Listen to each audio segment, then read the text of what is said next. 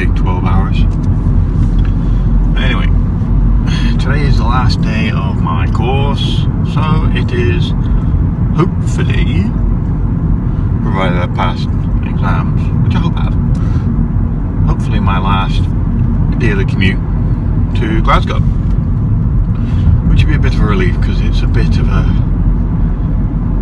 hindrance, we shall say. I mean, I wake up at 5, you know, just do the usual for getting ready, and then make a thermos and a bottle for my little girl, so my wife doesn't have to go downstairs and make it herself, so it's just easier for her in the morning.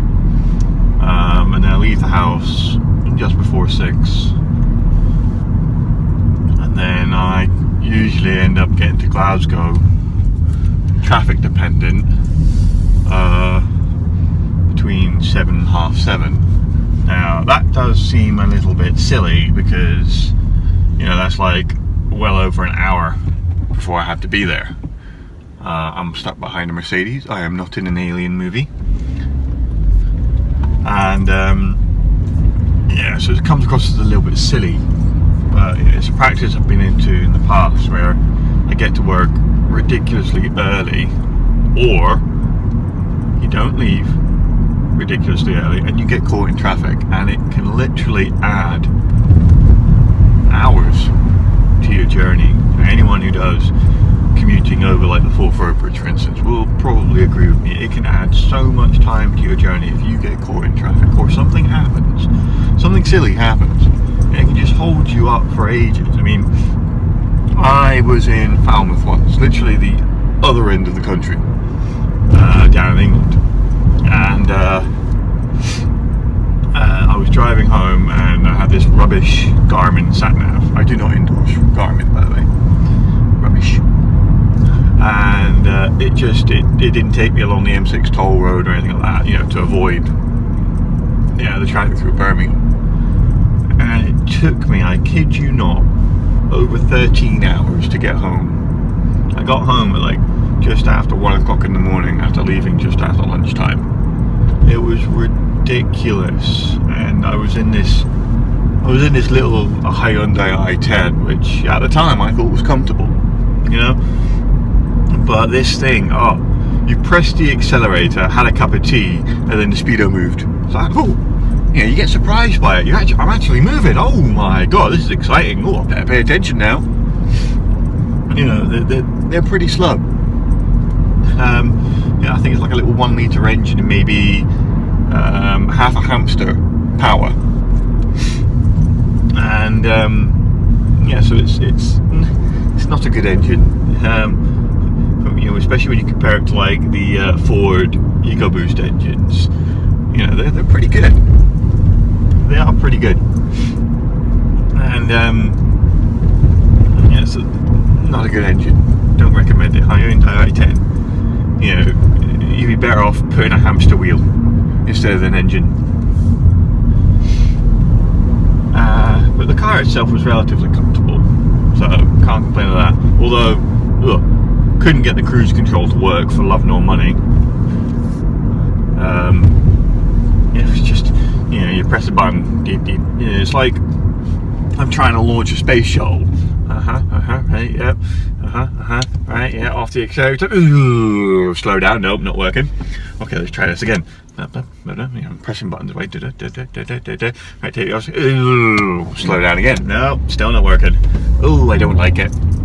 Whereas, you know, this car, oh, it's just delightfully simple and so much comfier. I mean, like I said, I thought, how many lanes do you need, Mr. Honda or Mrs. Honda? I didn't see your gender, but you know, a roundabout you're supposed to like stay in the same lane. You don't use 1, 2, 3 grass. You know, you don't do that. You might think you need to, but if you do, I suggest you send your license back to Kellogg's from where you got it from. And yes, straight roads, 1 lane. You don't need to go over to the other lane too. Wow, this is a good driver. We are in the presence of greatness here, people. This driver, hands down, wonderful, really good. impressive. Anyway, yeah, the Hyundai i10. It's just, I thought it was relatively comfortable. New word for you people. We learn new words every day. Comfortable. There you go. No idea what it means. Someone needs to look it up. I've just made it up. Someone needs to look it up. Go figure that one out. Comfortable. I thought it was relatively comfortable. But then, after 13 hours of driving it, you get out, you're like getting out of the car in stages, you swing one leg out, make a base camp, wake up in the morning, swing the next leg out, and then you sort of like straighten up the legs, your headbutt, your head's against the wall, this is uncomfortable. And you sort of like, you have to get like you have to get almost like a modified Cranaquin. I'm behind a Mercedes this time. Oh, I wonder if that's the same Mercedes. Could be actually. Yeah, you have to get like a modified Cranaquin to straighten yourself up. So like, and then comes the hard part. You have to start walking towards your front door. And by the time you get to your front door, it's like the wife opens the door. Oh my God, has it been raining? No, I've just been crying. It hurts so bad. Yes, long car journeys can be uncomfortable. And then, after sitting in the Hyundai for such a long period of time, I get back in my Golf and I just like melt into the seat. It's like that scene from Captain America Winter Soldier, like sleeping on a marshmallow or something like that. You're just like, you're driving melted into the seat. You barely got grip on the steering wheel. This is so good. So there's a slight difference in quality between the two cars. So anyway, that was that. But what I'd really quite like to talk about today is something that creates an oh my god lot of controversy. Oh god, I really do need to engage my brain. My brain and my mouth do not like each other. So the brain goes, we need to say this. The mouth goes, no you don't. Let's have some fun. And then the brain goes, no, we need to say this. Oh my god, what did you just do? Oh, damage control. So yeah, but DC or DC comics, so like your Superman, your Batman, your Wonder Woman, your Green Lantern, your Flash, things like that. And then you got your Marvel, so you've got your truck pulling out stupidly, apparently. You've got your Iron Man, your Thor, your Hulk, Punisher, Daredevil, Netflix. That's a good place to watch some Marvel, where you've got your Jessica Jones, Luke Cage, the immortal Iron Fist. Where the hell he came up with that name, I have no idea. And you've got your there's four of them. They make up the Defenders anyway, which is actually a new series which is on Netflix, which I really want to watch, and then I really want it to come out on iTunes so I can take it away to see with me, for instance. Because I really do like the Netflix Daredevil. Brilliant. Charlie Cox plays Daredevil. Really good. But anyway, so yeah, Marvel, DC Comics, and oh my god. So you can go on Facebook and then you see this like one little post where there's a friendly, innocent comparison between, for instance, Batman and Captain America, or Superman and Hulk. And oh my god, watch the spears, watch the knives, watch the stones flying through the air. I mean, literally it becomes so hostile. Your iPad or whatever you're using will become a battleground. It just cannot contain the hostility between the two sets of fanboys and fangirls. Oh my god, you sort of scroll down the thread, go, okay, that person doesn't like that, yep, there's like a spear sticking out your wall, whoa, okay, put down the iPad, scroll away, oh, there's a stone, scroll away, wow, they really do have a lot of hostility, and suddenly on these threads, everyone's an expert. It's like, oh no, in Hulk's in Hulk comic, 67 when he was on War World or whatever, he did this. Or, Superman did this in Action Comics 67 where he met blah blah blah and he did blah blah blah blah. Everybody becomes an expert. I mean, I've read a few comics myself, and I'm not well read as the iPad experts, we'll call them. But it's just, oh my god, it creates so much hostility. But even now, where you've got the upcoming release of the Justice League film, so you've got your Batman, your Wonder Woman, your Aquaman, the Flash, Cyborg, possibly Green Lantern. There has been hints of green in the advert, where you get these dark room sofa stuck people and are analysing these adverts frame by frame by frame by frame by frame by frame. Oh, what's that? These people really do spot stuff that you have no idea about. So you're reading something, I didn't see that, and then you sort of see a picture of it. Oh, okay, that's where it was. And then so possibly Green Lantern, and inevitably the return of Superman. But I still sit here and think to myself, how they did the death of Superman from Batman v Superman and things like that. I still find that whole episode a little bit disappointing now, because I've actually just finished reading a monstrosity of a comic. Look up the Death and Return of Superman omnibus comic. It is, I kid you not, over 1,000 pages long. 1,000 pages long of comic book. You can use this thing as a foundation to build a skyscraper. It is rather large. I actually just finished reading it yesterday. But now that I've read that, it's especially how they did the death of Superman, and how they portrayed Doomsday himself. The Doomsday from the comics, you look at it. I don't know.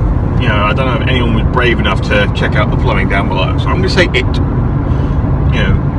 It was wowzers scary. The Hulk would have peed himself, and lucky he's. I don't know if anyone has ever seen the Hulk pee before, but he would have peed himself, turned around and ran away, turned into Bruce Banner. Bruce Banner would have ran away a little bit further. Doomsday is really badass. He's got bones protruding out of his knuckles, like badass knuckle dusters that would make Wolverine jealous with his claws. And Doomsday, he literally lays waste to the Justice League. Although the Justice League he laid waste to didn't include, Green Lantern, Wonder Woman, or Batman, but pretty much all the others. Oh no Flash either, which I found weird. There's this absolute monstrous thing, and Batman stays in his cave. I'm smart. I'm not going near that. Wonder Woman stays away, God knows where. I'm a warrior, but I don't want to fight that. And the Flash, God knows where the Flash is. I'm the fastest man alive. I am now in Antarctica. I'm not fighting that. For some reason those three, and the Green Lantern, there's an emergency on the moon. The flag from the moon landing has fallen over. I need to go pick it up. I'm not fighting that. They're mysteriously absent. So Superman, pretty much by himself, with a little bit of help from Supergirl, who actually gets wasted herself. So another very strong character gets wasted by Doomsday. And Superman and Doomsday end up actually in really, really brutal, just fist fight, laying waste to Metropolis. So the film got that part right, at least. They really do lay waste to Metropolis. But this Doomsday feeding on energy, you still like watching that bit and you're thinking, where did that come from? That was a little bit silly. But the fist fight between just Superman and just Doomsday. No Batman and Wonder Woman like there is in the film, and it's just that much more heartfelt because it's Superman really putting himself on the line to stop this monstrosity from laying waste to, you know, his home and things like that. You know, and then his death is that much more heartfelt with it. So the film really missed a beat there. It really, really did. So that, you know, now that I've read that, it's disappointing. I still like the film, but it's not as good now for me.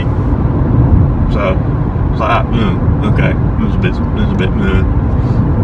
Anyway, so then the return of Superman is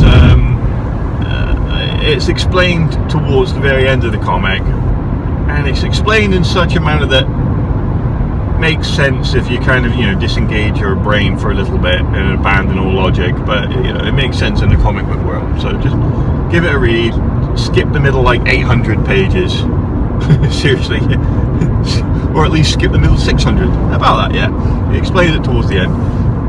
Yeah, it is a very good book, it really is. I actually really enjoyed it, but it's kind of ruined the film for me now. Oh well, never mind. Yeah, at least the fight between Batman himself and Superman was really good. Yes, including the Martha bit. I actually did like that. For those of you going, what? You know, that bit does make sense if you actually take a moment to think about it. You know, don't just sit there and go, no. Just take a step back, think about it. Think about the circumstance, everything like that. You know, it does kind of make sense.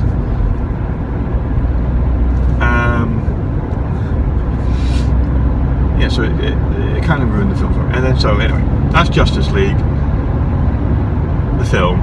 You know, all these characters, and there's something swirling around right now saying it's the year Aquaman suddenly, you know, the Aquaman jokes are now lame because it's, you know, Jason Momoa,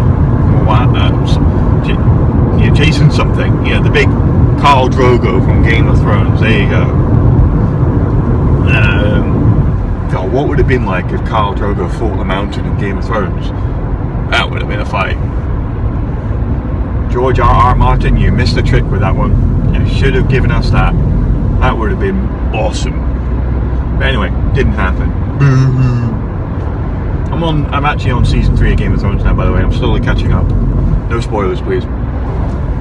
So yeah, you got him playing Aquaman, and it looks really good, really good. I thought the advert was like, wow, that looks awesome. And of course, you've got Infinity War coming up with regards to Marvel, and I was reading somewhere there is literally going to be like a 30-minute long action sequence. It's something they're bragging about. So, whoa, 30-minute long action sequence. Clearly, you've never seen a Michael Bay film, because it's just like action. Was that a bit of story? Oh, okay. Action. Someone spoke. Did someone actually spoke? Did I hear that? Rewind. Oh my God, someone actually spoke. Yeah, then action, end. Oh, okay, that was an action film. Not action packed. That was an action film. So yeah, bragging about 30 minutes of action. It's gonna be awesome. Go watch a Michael Bay film. There's your action. So yeah, but I can honestly say, sitting here right now, I am looking forward to the Justice League film more, because it's the equivalent of the Avengers assemble with the Justice League. And here comes the controversial part. Who do I think would win out of the Justice League and its 7 main members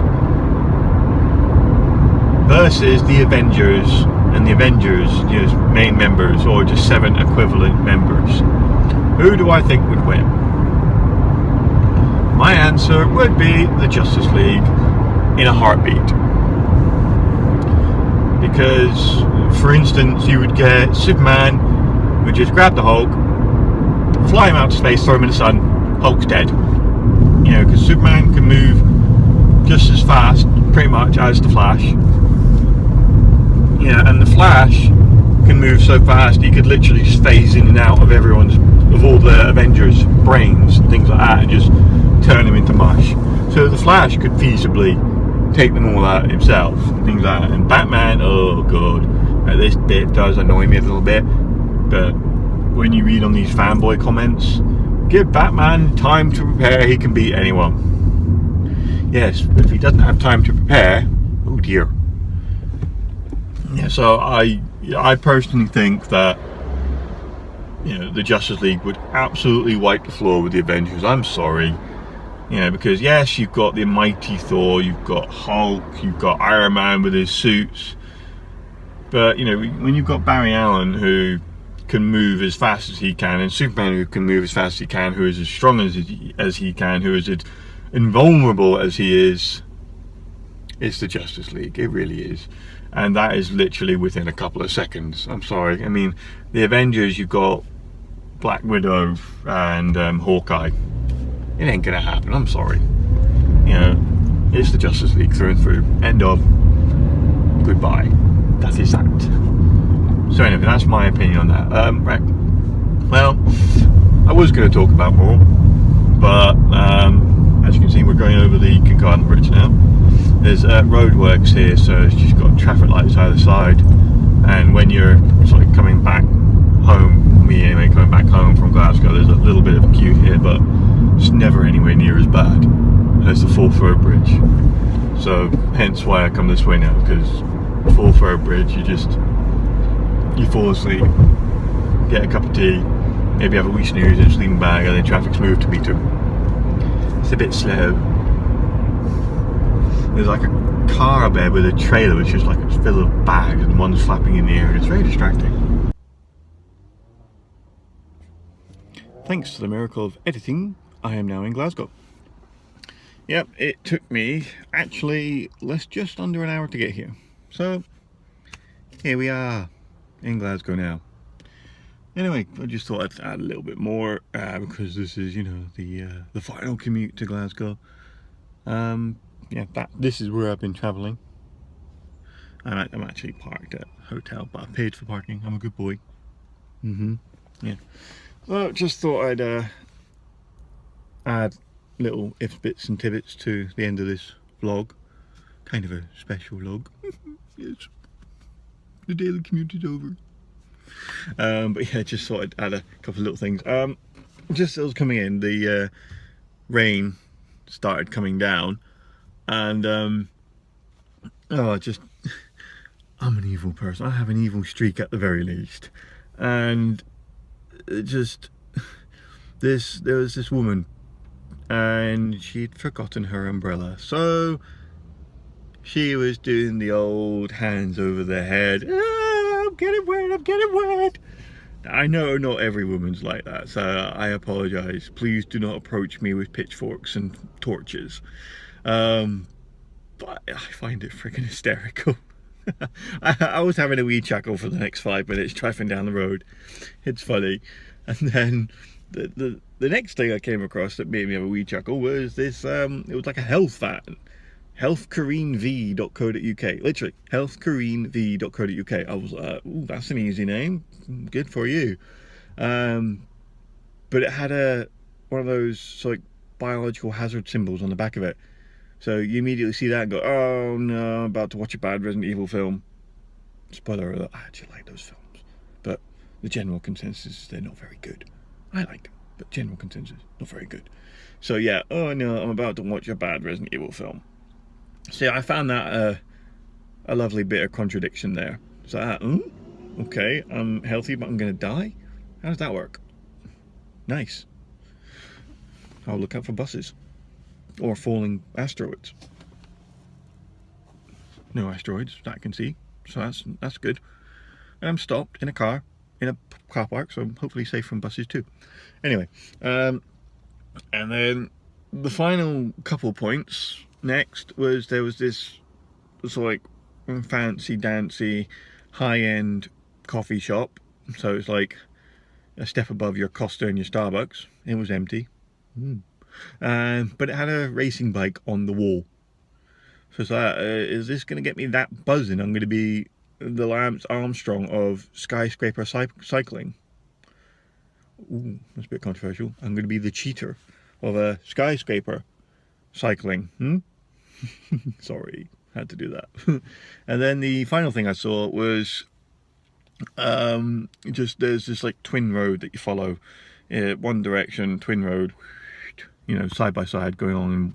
You know, it's like a dual carriageway, goes around a couple of bends, things like that. Anyway, and there's this car ahead of me, and it goes from, it's like outside, goes over the inside, outside again, turn left, and it's just like, oh, I'm sorry. I will mourn the loss of your ability to drive because you simply don't realise you've lost it, you muppet. You know, if you want to drive like that, it's called, you know, outside, in, outside. It's a racing driver's line, you know? You know, not kills, you know, 45 miles roughly in that direction. Go there, you know? You know, don't be a muppet on the road, for crying out loud. Because one of these days, you know, you're going to cut across a turn like that and a car's going to be there, or a curb's going to be there and you're going to hit the curb, you're going to crack your alloys, and you're going to be sitting along the edge of the road with your warning lights flashing going, I've broken down because I'm a muppet. And I'm going to be driving by laughing at you. Because you're a muppet. But yeah, so although I must admit, I've hit curbs every now and again, and there was one curb I hit. Thankfully, it was like a, you know, bit of a slant, and I went up on 2 wheels. That was fun. So he's just like driving around, going, "Oh, why do people get paid for this? It's actually quite fun." Dunk. Oops, my fault. It was quite funny. He'll say had a bit of a panic, thinking, "Oh God, I've ruined my car." But that initial bit when you're on 2 wheels, you're like, "Oh, this is quite fun." Now I see why people do this. But anyway. That's that. I thought I'd sign off on a maybe a slight hint of comedy. Hope you enjoy your weekend. I will, while I'm here today, I'm going to do like a little video exploring the inside of that, because when you're inside of it, I think it's called like a super campus. Ooh. Quite relevant because I've been talking about superhero things in this vlog. But yeah, I'll do a little video and I'll publish it maybe over the weekend or even later today, of a brief little look inside that, because it is actually quite impressive, I must admit. But anyway, that's that. I hope you have a good weekend. Goodbye.